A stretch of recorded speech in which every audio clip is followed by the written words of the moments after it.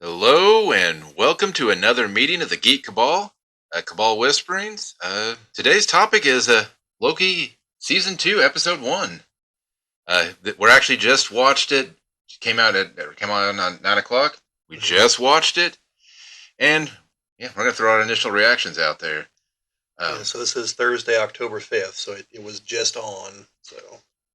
And I know that the very first thing is that I needed a little bit of catch up, so I definitely watched the recap because I wanted to kind of refresh my memory. And there was a couple of things like we had to talk through to remember exactly how season one ended, and what happened in season one.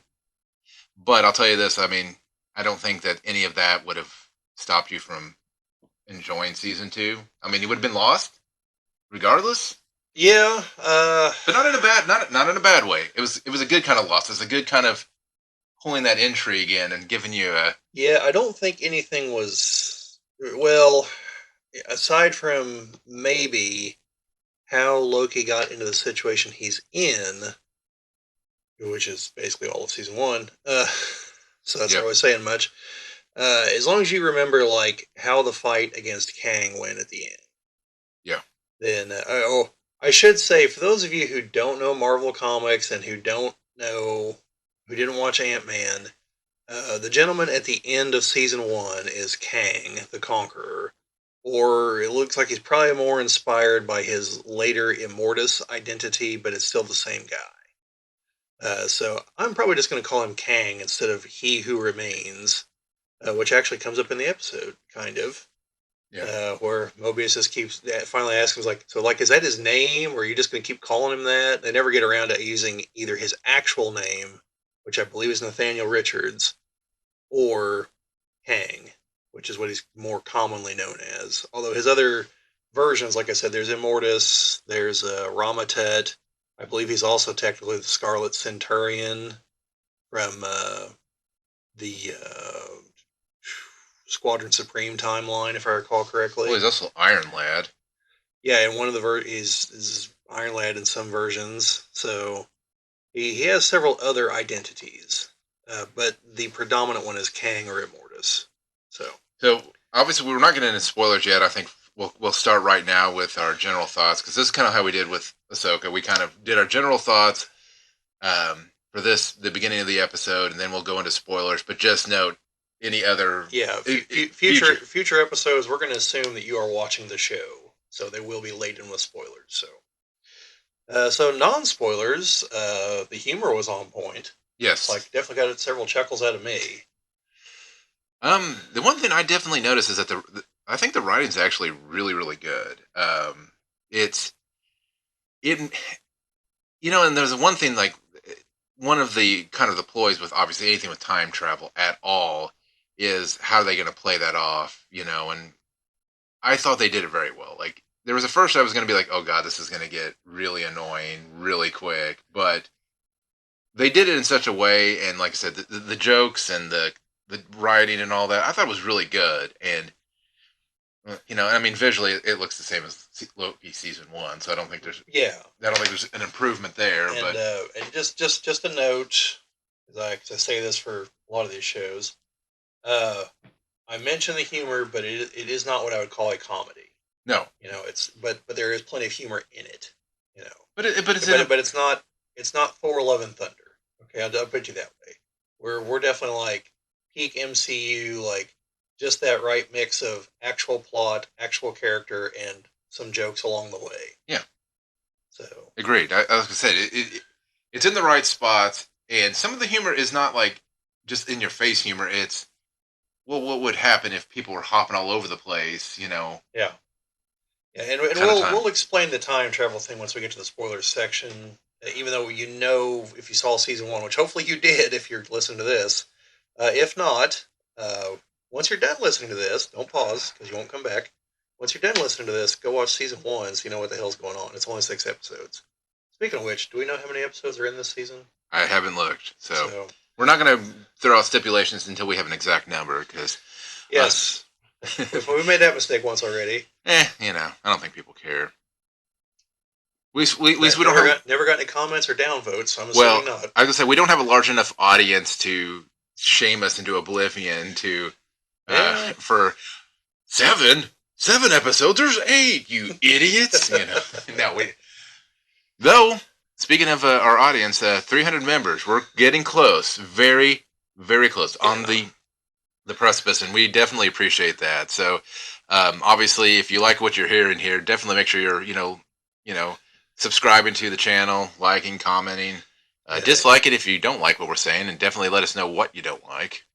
Yeah, and if you haven't caught on, like like the single topic where we're talking about like the Ahsoka episodes and now Loki, these are probably not going to run much more than 45 minutes to an hour. I think the one for Ahsoka episode 8 is the season finale. I think we ran a little over an hour on that one, but most of the rest were at about 35-40 minutes. Our regular podcast episodes are running between like an hour and a half and 2 hours. But those, I've been cutting out what I consider the more interesting segments that can get into like 20 minutes or less, and I've been posting those. So if you like it, but you're like, I just don't have 2 hours left to it, look for those. They're popping up now. So, Yep. and anything that's on there that's like a minute or less, I've been trying to turn into shorts. So with mixed success so far, but we'll see how it goes. Yep. So part of my point is like I wouldn't expect that for these episodes just because they're going to be shorter. I mean, if there's a thing I can turn to a short, I will, but I don't think we're going to necessarily cut out. I don't think. Keep an eye out, but you know, Yeah, there may be a chance that we go off topic on something. Like we already kind of did. With talking about the Council of Canes. yeah, When we didn't mention that, but all of those different versions of Kane, there was a council of them. I want to see them go up against the Council of Richards. yeah. Well, I mean, Two councils that pretty much nobody wanted. So yeah, I kind of think the Council of Richards would come out on that one. well, I sure hope so. But Well, I'm pretty sure that Reed is smarter than Kang, and also I think like even though Kang is evil in most incarnations, like I think evil Reed is capable of infinitely more destruction. like the Maker. Yeah. Yeah. So Speaking of which, this is an out of context comic panel that I saw. It's an entire Facebook page, which just out of context comic panels. It was one of the Celestials talking to Doom, and he said, "All you have to do is admit that Reed Richards is smarter than you." And he's like, "Yeah, I don't think so." Just, I don't even know what the context was like. He didn't even give any additional information. He's like, "I don't think so. I'm out of here." now I know there's a panel from the Secret Wars, the Jonathan Hickman 2015, quite possibly best storyline ever produced by Marvel, Secret Wars. I really need to do a video on it. I can't sing the praises of that highly enough. Uh, Doom has become God Almighty, and like both Reed and the Maker are there. And he's like, "Oh, Richards, whatever name he calls him." And the Maker's like, "Is he talking to me?" And I think Namor's next to him. And he's like, "Most assuredly not." Like, I don't like that insolent tone he has. but so, but no, I mean, overall, I'm interested in with with where they're going. I did like the and I'm similar with Ahsoka. There was no end credit scenes. Again, end credit scenes probably in Yeah, every well, I episode. mean, That's an MCU yeah, tradition, I though. think I think it's because one is Star Wars and one's the MCU. Like Yeah. Star Wars just doesn't, they just don't do that.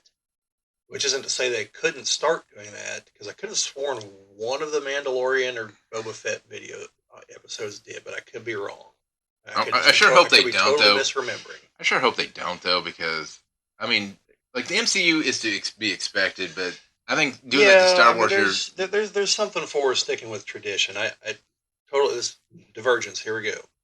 I did find out that Disney actually initially took out the 20th Century Fox stuff whenever they started, I think, putting them on Disney Plus, and people were like upset because they're like, no, no, like that's part of like the opening to the movie, like the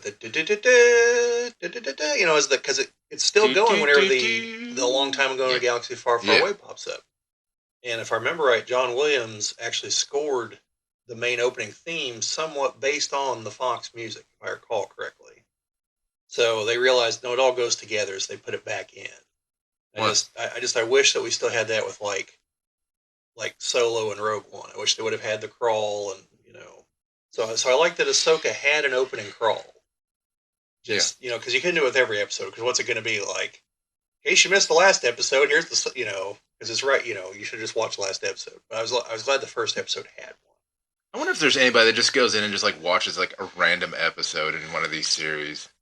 Just goes in and goes, you know what? I'm gonna watch. I'm gonna watch Andor episode 7 and see what happens. Hey, didn't this guy die in Rogue One? What the hell's going on here? But so anyways, Spoiler alert if you haven't seen Rogue One, by the way. That's a bigger spoiler if they all die. you know, as they were get into Star Wars and we're talking Loki. But no, I think honestly, looking forward to it. Now, I think there's not much more to talk about because I mean it's just a regular show. There's not like there's any big set pieces or anything yet. I mean, well, we do have at least one new character in the cast. Well, we've got a couple, but we at least have 5 Ouroboros. Ouroboros, and then that and one of the other guards, soldiers, whatever they're called. Well, I can't think with hunters. I think. Yeah, but I don't remember what the beginning. I don't know if it was DX or something or NX, one of the two. Yeah, and it was 05. Yeah, we've got him. We've got like the new council now that Reva's gone. Yep. Not Reva. That's Star Wars again. Renslayer. Renslayer, and I should know that because she is actually a character from the comics. I prefer the Doomslayer. Yeah.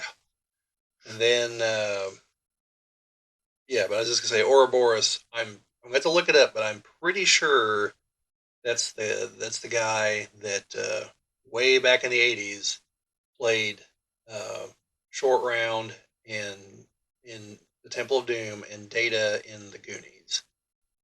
Because he just won an Academy Award here recently, and like Harrison Ford, gave him a hug up on stage and everything. And I'm pretty sure he's supposed to be in this show, so I think that's him. Well, I'll confirm it, but like I say, I think at this point we're ready to move into spoiler territory. The spoiler zone, not quite as exciting as the danger zone from Kenny Loggins, but it's close. Yeah. So, just like most, first, episodes or whatever. Not a whole lot of stuff put in there. Just a lot of setting up, building up the. Yeah. So, like, I suppose the biggest. Yes, spoiler, it is Short Round. Okay. The only constant Sorry. So I suppose the biggest spoiler is where the last season ended. Loki showed back up in the TVA, and they're all like, "Who the hell are you?" And he's like, "Mobius, don't you recognize me?" They go, "No." And that wasn't an alternate reality TVA like we thought. That's the TVA in the past. And what makes that confusing is the fact that people don't believe in the TVA that there is a past, present, or future. Right. So for them, they just are, kind of like Darkseid. It's a DC reference. But I mean that's kind of a stupid. So because of that, they don't believe that you can actually time travel within the TVA, which doesn't make any sense. Because clearly events have transpired and things are moving forward. I mean, just as simple as, hey, I went to lunch earlier. No, you didn't. You went to lunch now. But no, it was right. Clearly, events are proceeding. I think just from their perspective, like time isn't advancing, but clearly, like sequential events are occurring. Because, like, when they talk to Ouroboros, he's like, "Oh yeah, I remember when you stopped in here 400 years ago." Like, human beings don't live that long, so like time, the effects of time are not occurring.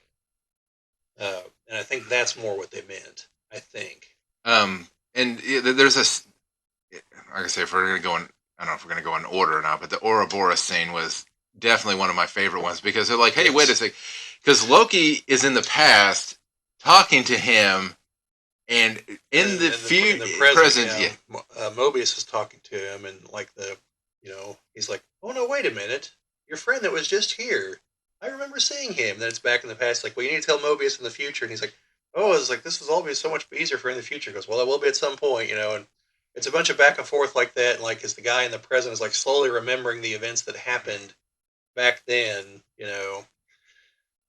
I say, and that's where some of the subtle humor kind of comes in, and it's Yeah. good. It makes sense. It's how people would actually react in such situations. But It also leads to the existential crisis of, is it better to just be flayed or to be turned into spaghetti like you get dropped into a black hole? Which is the preferential outcome for your endeavor?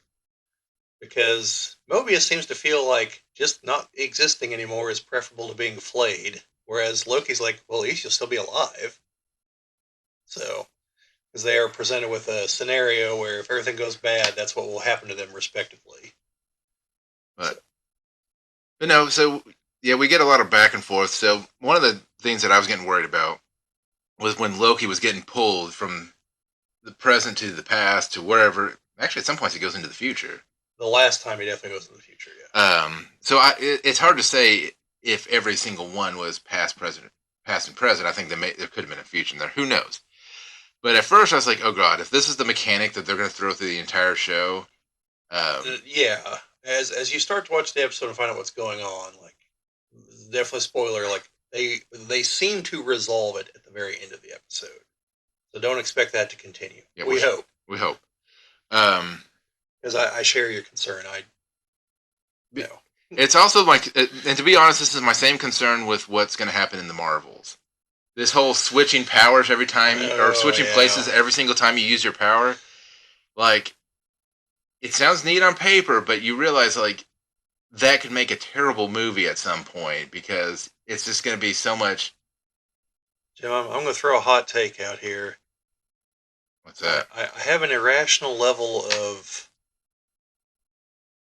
not oh what I was trying to say is totally gone now.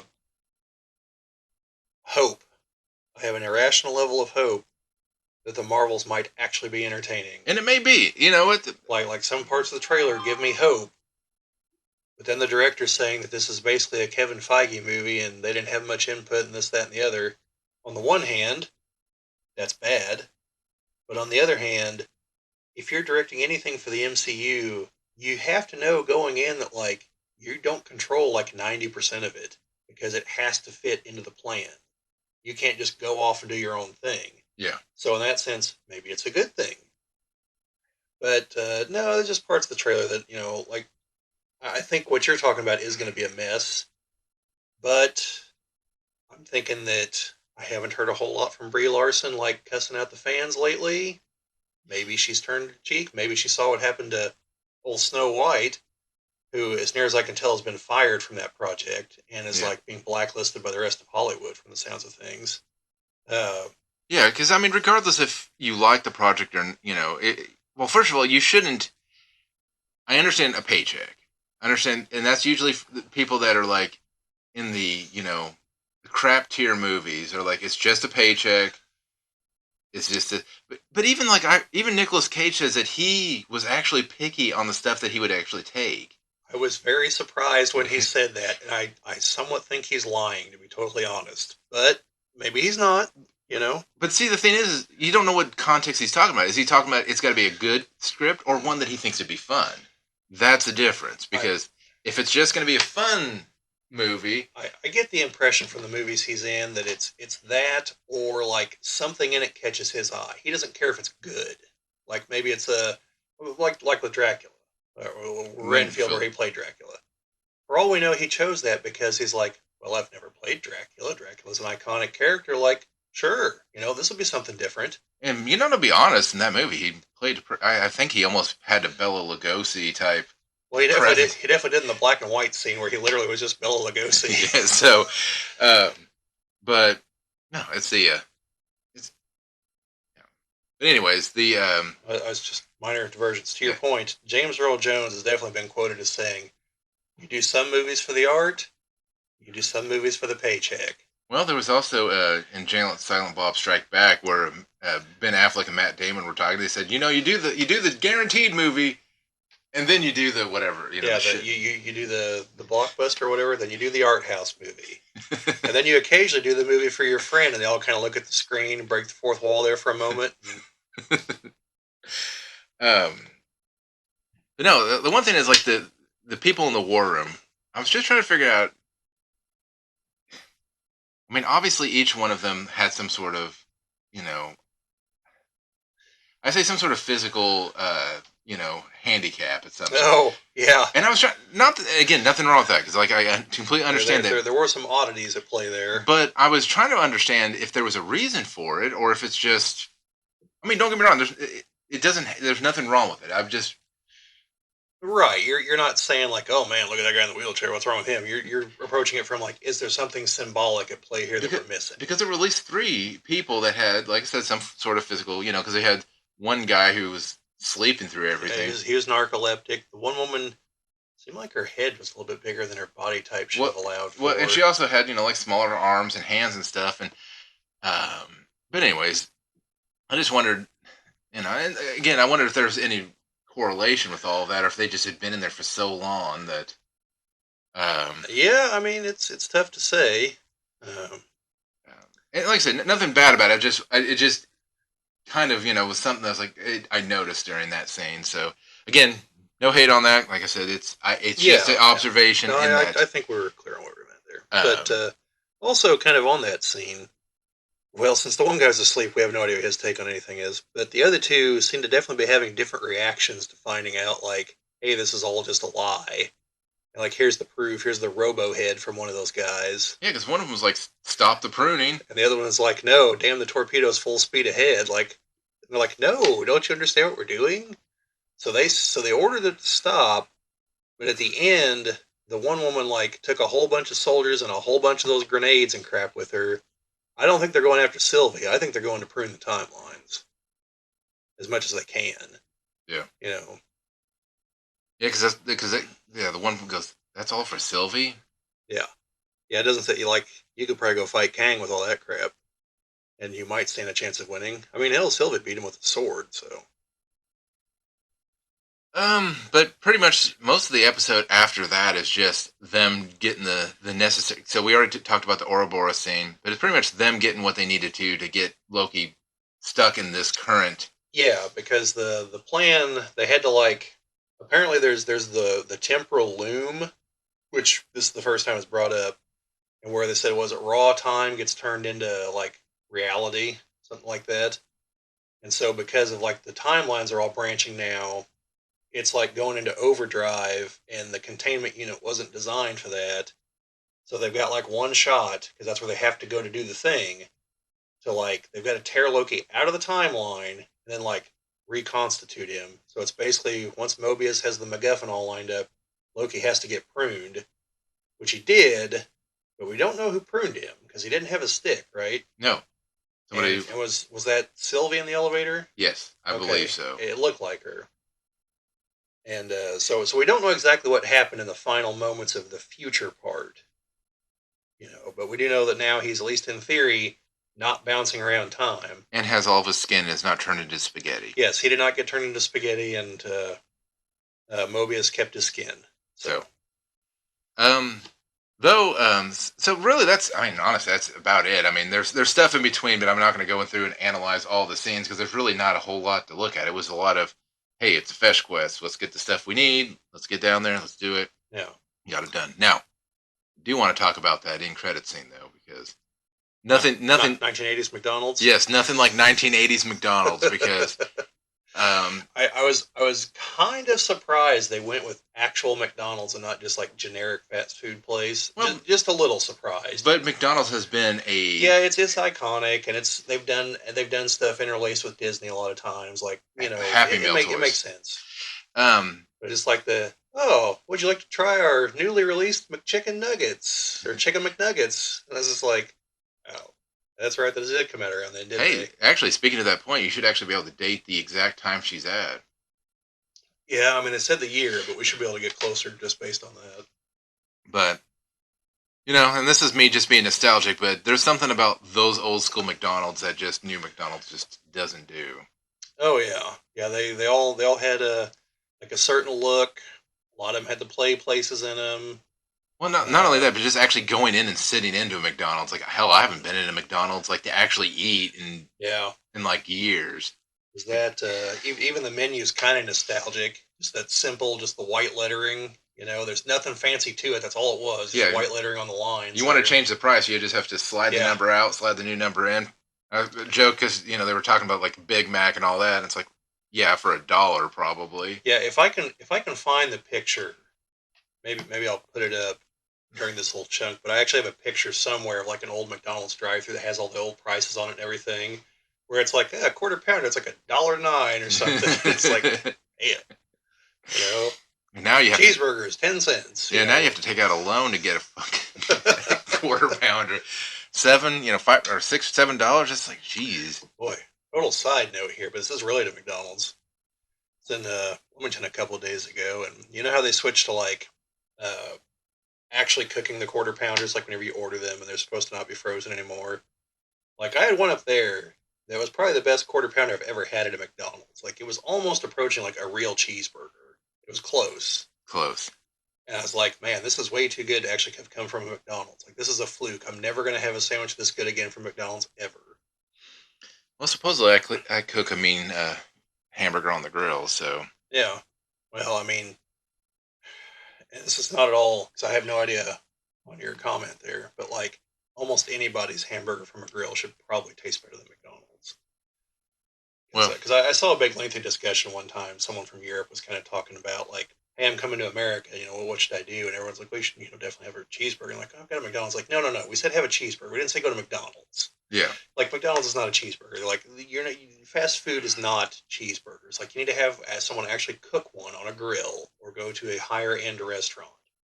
Like there's a wild difference. Well, I mean, hell, even when I went to the McDonald's up in Canada, the biggest difference that I could say that was between the U.S. and Canada was their sweet tea because they put lemon in their tea.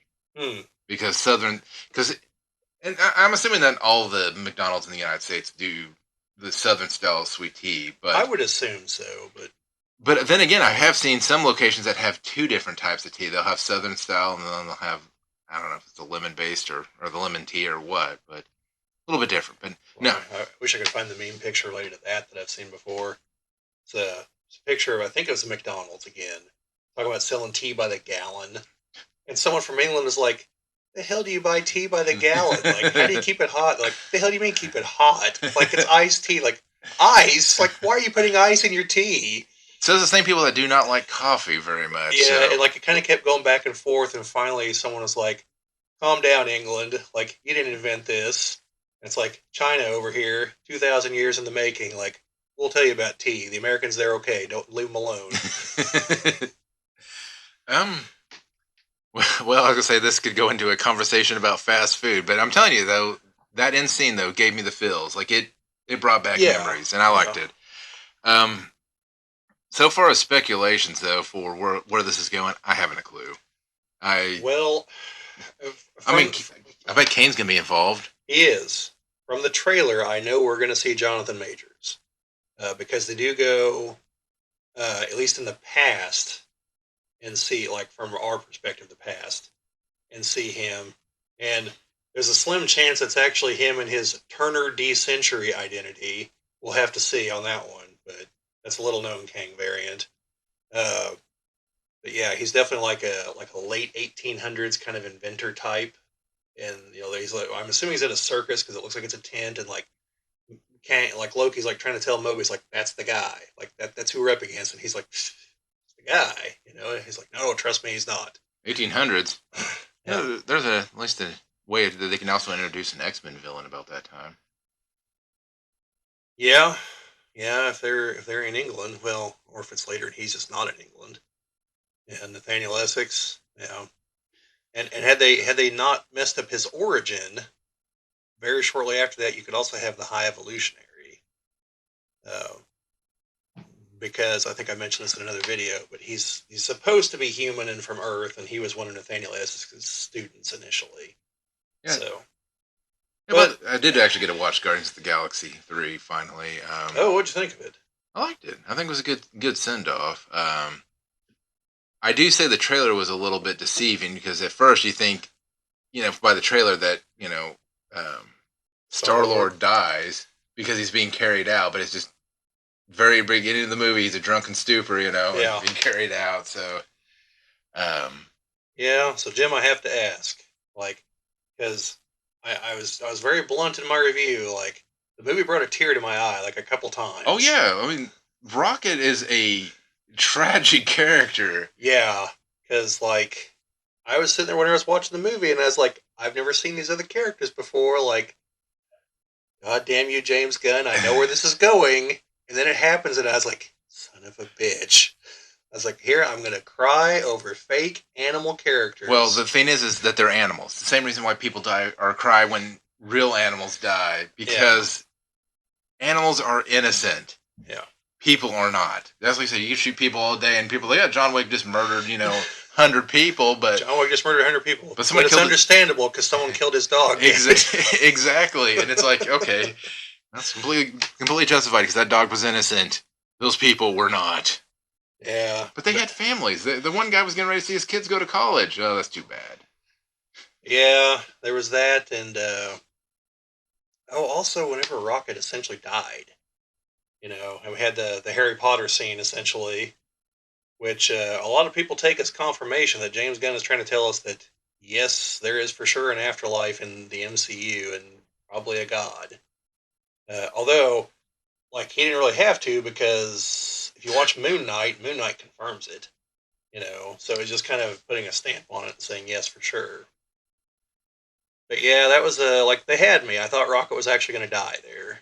Because like if he does, like, yeah, the whole movie will have been almost for nothing until they go kick the High Evolutionary's ass for doing this.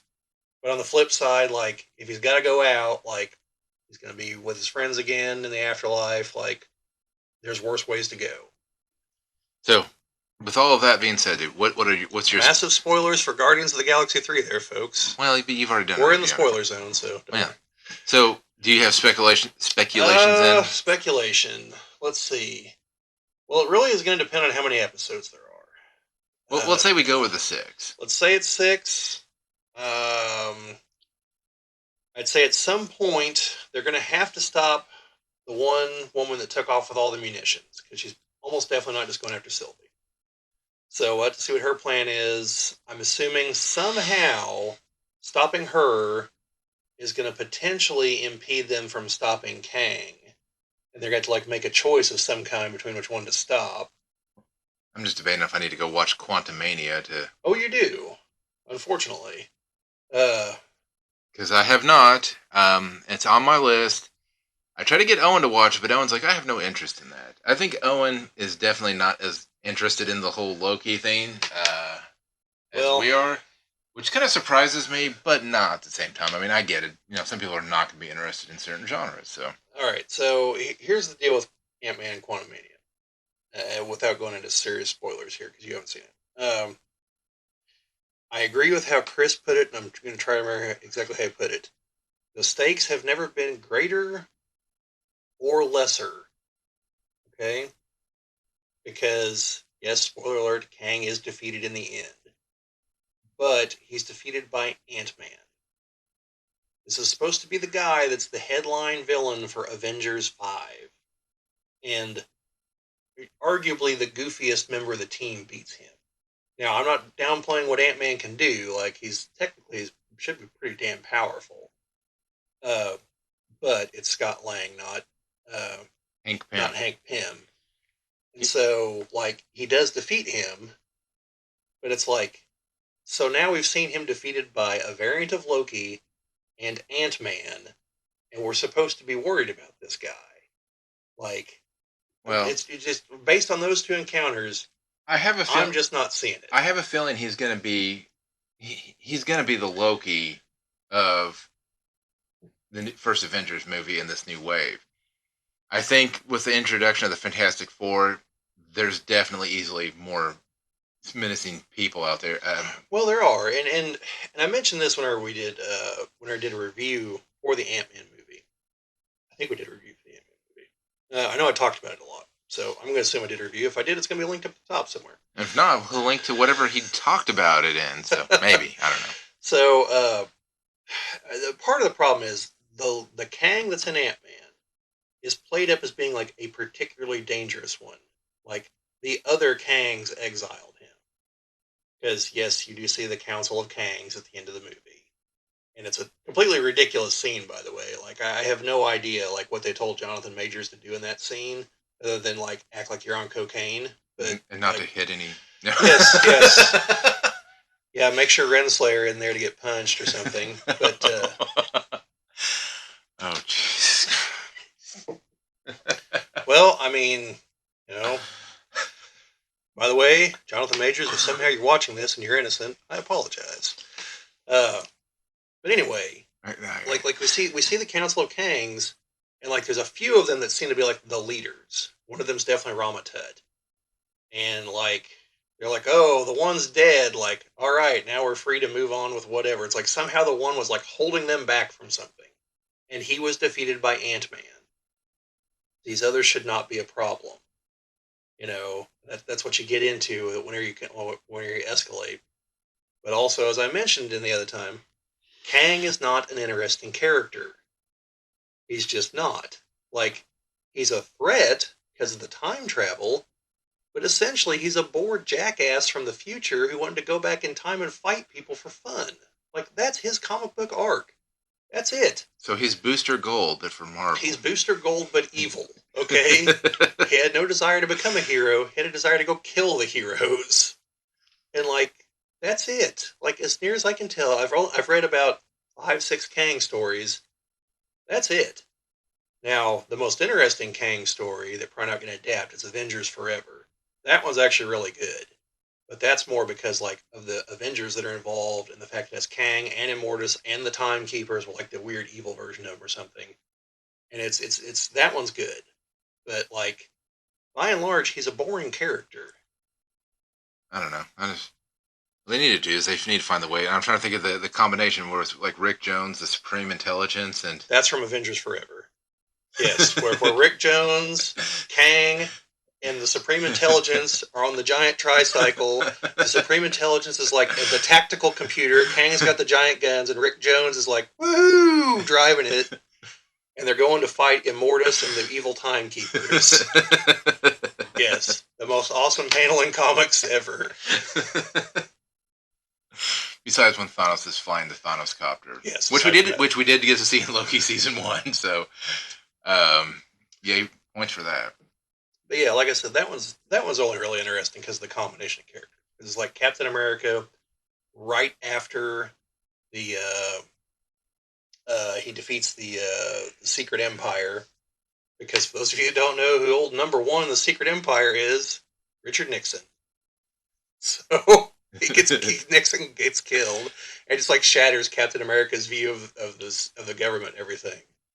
But then it also has like Yellow Jacket, so it has asshole Hank Pym on the team. But then it also has I can't think of her name. She initially started off as Songbird. She's in it, but it's after she had fully converted to becoming a hero and joining the Avengers. Because initially she was screaming Mimi, the Masters of Evil. And so it's this combination of characters that is like from all over the timeline with all these weird perspectives on what the Avengers are and should be and everything, and having to like overcome their differences and come together and ultimately fight alongside Kang to defeat Immortus. So it's a good storyline, and it's one of the better Avengers storylines too. But yeah, yeah, I don't think they're going to do that. No, I doubt it. I mean, I assume they're going to play it fairly safe. They're going to play it in a way that that people can follow along. And I think that's one thing that Loki has over like what Ahsoka had, is that Ahsoka was very dependent upon you knowing the story of Rebels and knowing the kind of the story before versus this. You just need to know Loki season 1. Right. Even though apparently Dave Filoni came out and said, no, you don't need to know anything from Rebels. And I did not. I think you could follow the plot, but I think there would definitely been moments where you're like, who are these people? Why do we care about them? Where's this going? Yeah, the fan service is lost on people that obviously don't. And yeah, like the one thing I saw, and I don't know if you mentioned this, but in the Ahsoka one is that the people were complaining about the choreography in the final, and I mentioned that during. Yeah, well, I mean the choreography is pretty rough. Like, I mean, I'm not complaining about Rosario Dawson here, but like, she's like a 40-year-old woman. Like, well, no, she's not trained in martial arts or anything. And so. I get that. I mean, but that's exactly why there's people that do it, and I give them credit for attempting it. But that would be like me getting out there and trying to do that.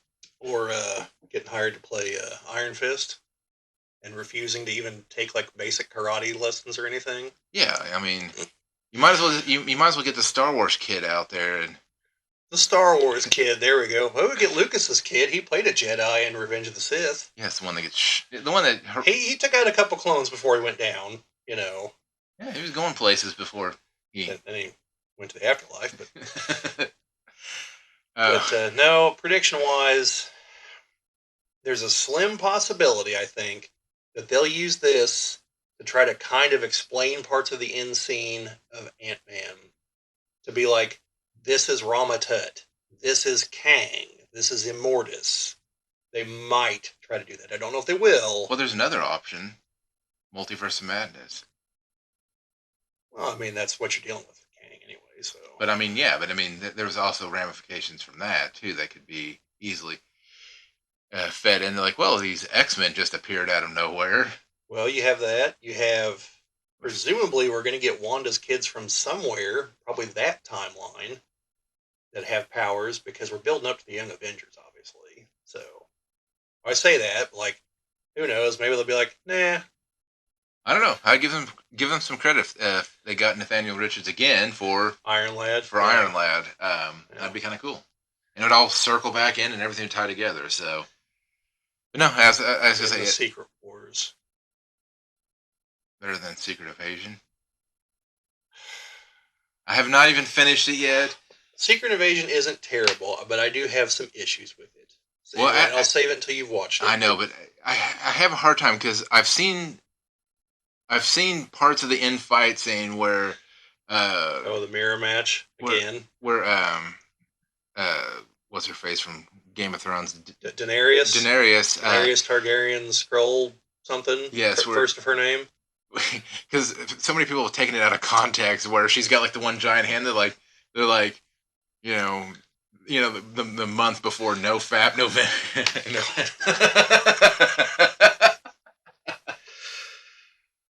Oh, these episodes just go all kinds of places, don't they? But on that note, I was gonna say that I'm looking forward to it, and I think it's gonna be all right. I think they're gonna be playing it safe, but it's gonna be in a good way. It's not gonna be. Yeah, I think we've started off good. As long as we just maintain this, I'll be satisfied. Exactly. Like I'm hoping we'll increase. Like the last season, like the last 2 episodes just really ramped up. And I hope Croaky makes a comeback. Man, I know he's gone, but I really want to see like cosplay Loki come back. He was actually probably one of the highlights of. Yeah, is that Richard Grant? Is that his name? Something Grant, I think.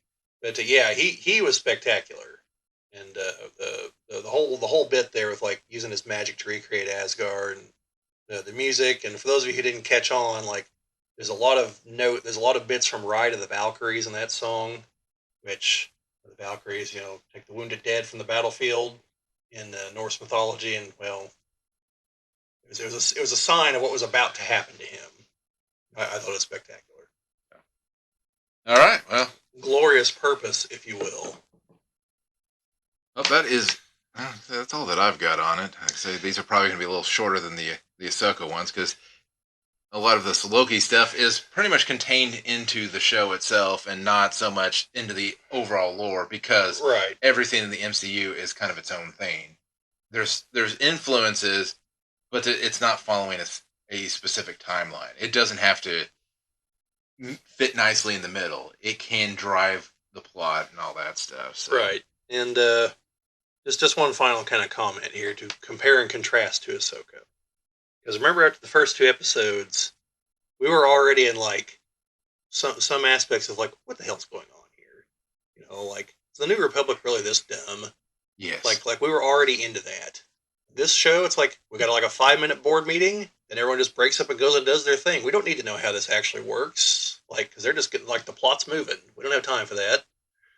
And it worked well. Like it didn't leave you going, what the hell? I mean, don't get me wrong. There's some like what the hell moments because it's supposed to be that way because Loki doesn't even know what the hell is going on. Right, and because all the other characters are that way too. They're all in.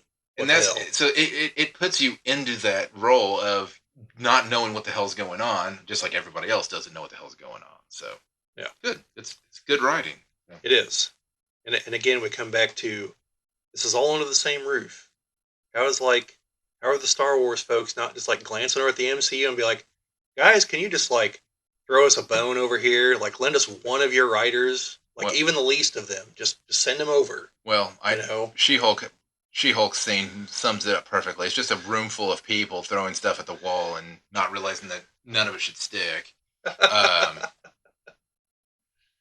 I mean, that is honestly the problem. I think it's fine to have people to bounce ideas off of, but you need to have a writer, a person with a single vision. Yeah. It's fine to get inspiration, but once you start, the more hands in the pot that you have, Yeah. It's the more disconnected. And I think that's yeah. Like we've talked about, like with the writers' strike and everything. Like to your point, like it's fine. You need the one visionary. Like Marvel has that with Kevin Feige. And then he's like, okay, here's what needs to happen in this movie. Now you group of writers write that up. You know, he's not like, oh, well, what do you guys have? Oh, that's shit. Although it sounds like that might have been what they did for Echo, but you know, but Star Wars just doesn't. It hasn't had that. It doesn't have that, and I don't know if it's specifically Kathleen Kennedy, if it's Bob Iger not putting his foot down. I don't know what it is, but whatever it is needs to stop, and they need to like take a step back and be like, what is our vision of all this? And then, do the fans want that vision? Because if there is a vision so far, the fans don't want it. yeah. Well, and that's exactly what happened with. That's why we pretty much despise the sequel trilogy. There's some interesting moments, but overall, the whole thing's just it's Yeah, as much as I hate what happened in the other two and what necessitated the Force Awakens, I have to grudgingly admit you probably could have at least kind of salvaged things from the Force Awakens and at least made a competent trilogy of movies. There's still a lot of flaws in the Force Awakens too, but like it wasn't the worst thing ever. It's really two and three where they just like burn everything down and then try to rebuild everything and conclude three trilogies of movies, a trilogy of trilogies, if you will. And it's just like you just can't do that. And J.J. Abrams is not the guy that stood a chance in hell of doing that. He's just not that good. Like he's okay. He's great at aping the look and feel of a Spielberg movie. He can do that. You ever see Super 8? yeah. His movie, like, you know, that was a decent movie, you know, and it looks and feels like a Spielberg movie with a little bit of horror thrown in there, and like he can do things like that. He has that down. But like giving him the reins of the Star Wars, no, Jar no. Jar Abrams. Yeah, George R. Abrams and Roundhead Johnson. Well, Someone called him that somewhere. well, when you made the comment that it's shed, it reminds me of a dialogue in Austin Powers. Basil, this coffee tastes like shit. But Austin, it is shit. Oh, it's kind of nutty. Oh, I do hope they make a fourth Austin Powers movies like I heard they were going to make fun of the Daniel Craig Bond movies. That would be great. Anyways, I think we've rambled Yeah, on long. we're into full on ramble mode now. Yeah, So we got to save this for the podcast, not for and our footing manager over here no, has come to tell us that it's time for us to wrap up here. the producer, Um, the set manager. That's probably what it there is. we go. So, anyways, like I said, obviously, let us know in the comments down below what you think. Are you already watching it? What do you plan on watching it? That kind of stuff. And And again, if you haven't watched season one, you should definitely watch it before you start watching season two. This yes, is not like Picard where you could just entirely skip season two, probably yep. even season one. Well, maybe not season one. There were parts you need to know, but season two, no need. But Yeah, yeah, this isn't like that. You definitely need to see season one, and preferably like the first few MCU movies and at least Endgame, to know what's going on. So, yeah. But most people have seen but a few of you those. should watch those anyway because those are spectacular movies. So, anyways, trying to think of any sort of clever way of uh, Loki outro on this. Just remember, in whatever you do, whatever your endeavors, make sure you're filled with glorious purpose. Right. Sorry, that's the best I got. Yep. See you later. See you later.